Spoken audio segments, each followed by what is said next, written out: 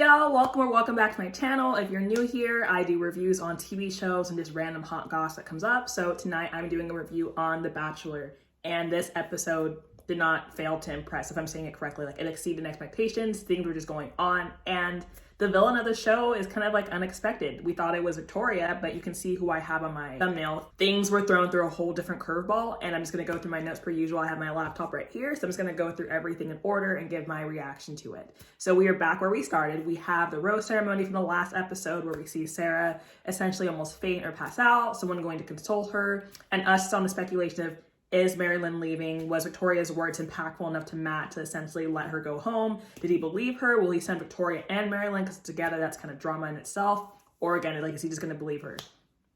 Surprise, surprise, Matt believed Victoria. Everyone doesn't really like her too much because she seems very played up, producer focused, just like a very big character just to cause drama in the show versus like actually being there for love. And it's just super annoying because I feel like Marilyn didn't have her chance to really redeem herself or kind of just defend herself, and no one else really stepped up for her as well too. So it was really disappointing to see that Matt eliminated her that same night when that stuff happened, because all of it was all within that same night. I felt like everyone kind of was feeling okay or like on edge, but that was like a complete curveball that I was not expecting. Like, I felt really bad for her. After that happened, Victoria's like, I have my sights set on Sarah now. Like, she needs to leave. She's the next fake person. Her passing out was fake. This and this, not knowing her situation with her father and like the health situation.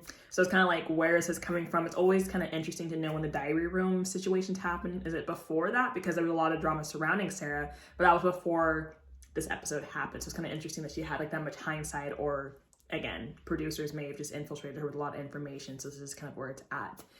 Chris Harrison gives out the first group date card, and it was like a surprise not only to Matt, but to the girls as well. And it was them having to read an excerpt of like sexual/erotic kind of like scene involving themselves and Matt. But the host of this date was stating that like Chris Harrison had his own little like sexual erotica kind of story book. And I'm like, I guess I don't really know anything about him. This is my second season watching the Bachelor/Bachelorette kind of series. So I didn't know he had that before, but it's kind of like, how old is this man? Like, let me not be sexist, but I just was not expecting that. So each girl individually went one by one and told their little stories that involved themselves and Matt. And some of the girls had more curse words than real words. I was not able to decipher half of it because they were getting censored. It was like bleep, bleep, bleep, bleep, bleep. I was like, all right, these girls are all up on Matt, and it makes sense because the man's attractive as F. We know this man has washboard abs. He's tall as F. This man has a lot going for him. So of course they're going to say as much as explicit as they can about him. But it was just very interesting to see all of that, and it was like cringeworthy. But the girls who weren't on like the actual date were also there just to listen.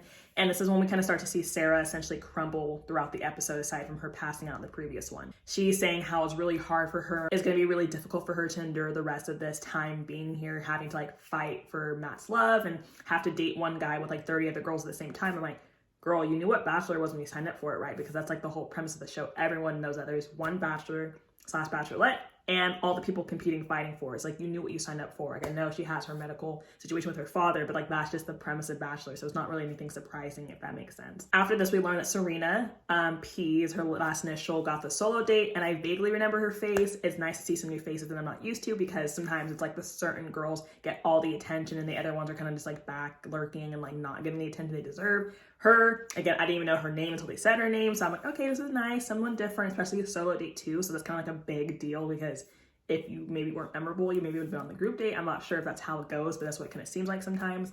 So everyone's kind of like, yay. But the girls also point out that Sarah was not downstairs when they gave out the solo card to her. And everyone's like, where's Sarah? Where's Sarah? And like, oh, she's upstairs. She didn't want to come down. She wanted to be by herself. And it's just like, her name is brought up so much. You essentially forget about Victoria. Victoria was like the main villain for the past couple weeks.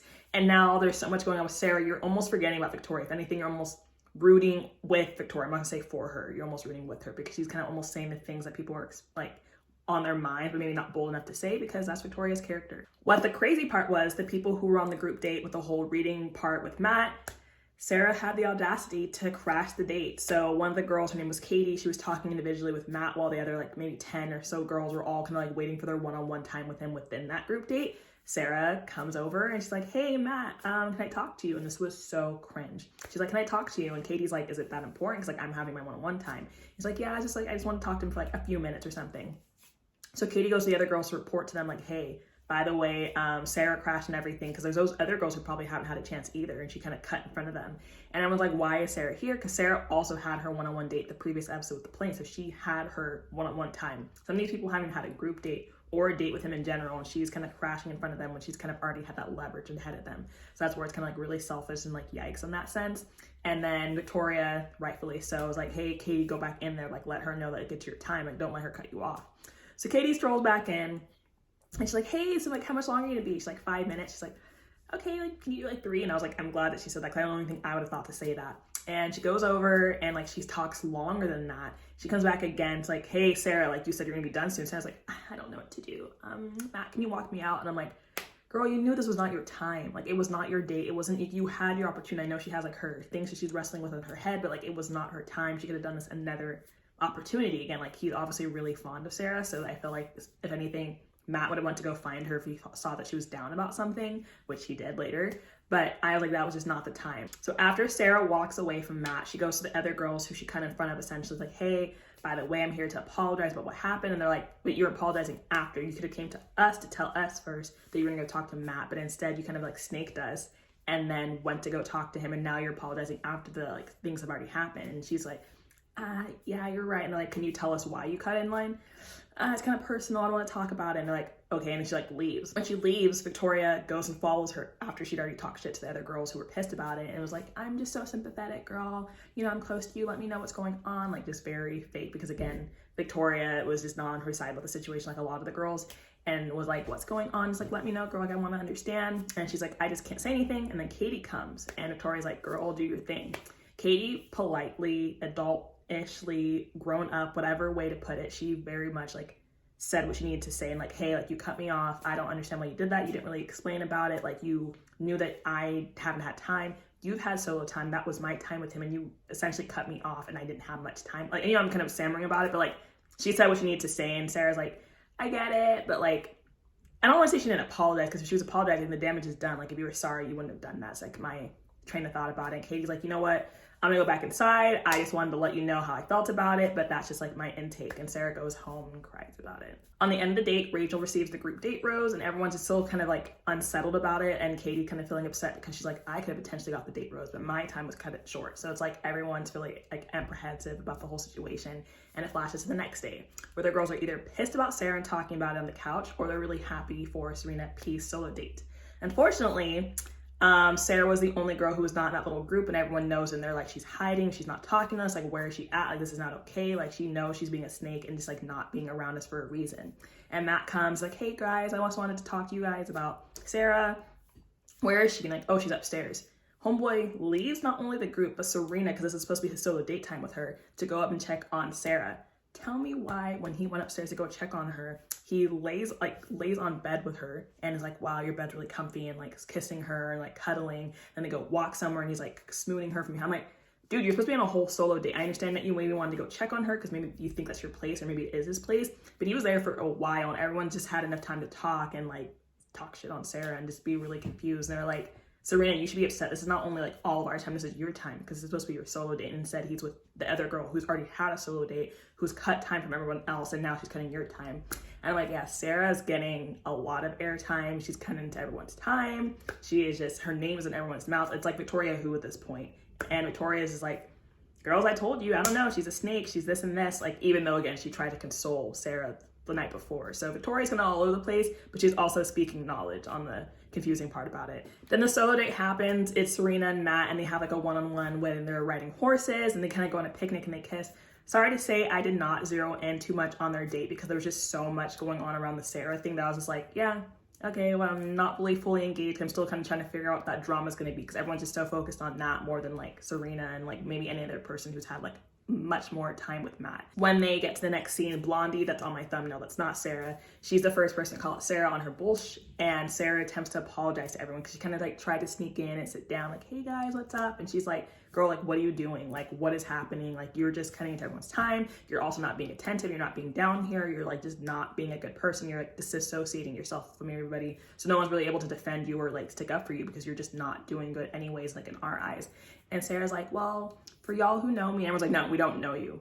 And it's like, okay, I just want to apologize, make amends. And Victoria's like, maybe we don't want to make amends with you. And it was just like, it was very much a roast on Sarah, but it was needed because she was not doing that. Like, she was not protecting herself. And I know people in the comments are going to be saying like she has her father, and that's a very legitimate thing. Like, I understand what it's like to have a family member, someone really close with a high risk illness. It hits home, but it's just the fact that like I don't know if that's why she was moving the way she was. She didn't do that because of her dad, if that makes sense. I don't know if it's the right thing to say, but like she cut off people. She knew that they had their time. She was like, can you spend a little bit more minutes? Like, they a hard thing to talk about, because again, like, yes, I understand her emotions due to her father. It doesn't mean that she needs to cut off people and cut their time when she's had her individual time already. And if that's the case, then maybe you should remove yourself, like she's been talking about. But then Kit, the youngest girl, I guess in the series or whatever, she spoke up and was like, the rest of your living situation will be horrible from here on out. Literally avoid me at all costs, because I do not want to hear you or see you. I'm like,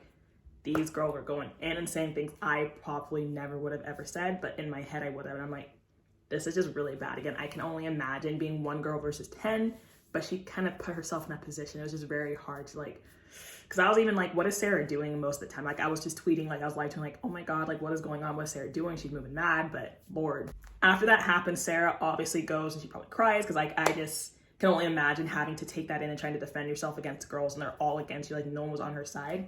And Katie, the girl she cut off on the group date, was like, hey Sarah, I just wanted to come talk to you. I don't agree with what happened. I actually really don't like what happened, and I just want to be here for you and just like hear you on out. And Sarah explains to her the situation with her father and how she's gonna have to go home. She's like, I just can't stay here any longer. Like, I need to go home. And she's like, I don't want you to go home, is what Katie was saying. Because like, if you go home, Matt's gonna be thinking about you versus like him removing you on his own terms. It's gonna be like the one who got away versus like I let her go because I wasn't like feeling her, if that makes sense. But Katie, the Sarah is just like, I am definitely leaving. Like, it's just not the girls, it's my dad, it's my mental. Just there's a lot of things going on, and saying how her dad potentially could have like very little time left to live. And imagine she was on Bachelor kind of fighting against all these girls by herself versus like being with her dad while he's like sick, you know. So there's like a lot that's weighing on her, and she's like, I'm definitely leaving. And I'm like, okay, we'll see if she is actually leaving like she's claiming, but there's like a lot, I just don't see it, but like we'll see. And Katie reports to the rest of the girls, and the girls are kind of like, okay, yeah, leave. But I'm almost like, I'd be more mad that she was leaving, because I'm like, you wasted all of our time just to leave versus like you wasted that time, be here and let's compete it out. Like, I don't know, even though the girls maybe not feel like they have a chance against her because she has that leverage, but at that point, like, you caused as much trouble, stay here and like finish it out. I don't even know, I know they probably have like weeks left. After that scene with Katie, Sarah does go to Matt and she's like, I need to leave. Like, the girls were attacking me, being rude to me. Like, there was just like some mean girls in there, and I'm like, oh God, because this is what happened when Victoria told on Marilyn and Matt took Marilyn out. So now I'm like, he's just gonna go and run off and be mad, because he did really like her. Obviously, he was giving her like the most attention out of everybody. Abigail, who at this point, according to Matt, and she's like, I don't want you to go. I'm gonna be thinking I'm gonna miss you. And she's like, no, like I really need to leave. And she leaves. And I just feel like maybe she might come back, even though obviously she has like a lot to deal with. I just feel like she was a really good role character in the series, and it seemed like they were really doing well, aside from the things going on with her, that she could potentially come back. So he really did like her. But then the trailer shows 5 new girls coming in. So I'm like, Lord, I don't think that many people like were eliminated or left early prematurely just for them to bring 5 new girls in. But I'm like, yeah, you know what, more drama. This is a good series. I'm for it, you know. But let me know what y'all think of the episode in my review, and don't forget to like, comment, and subscribe. See y'all next time. Bye.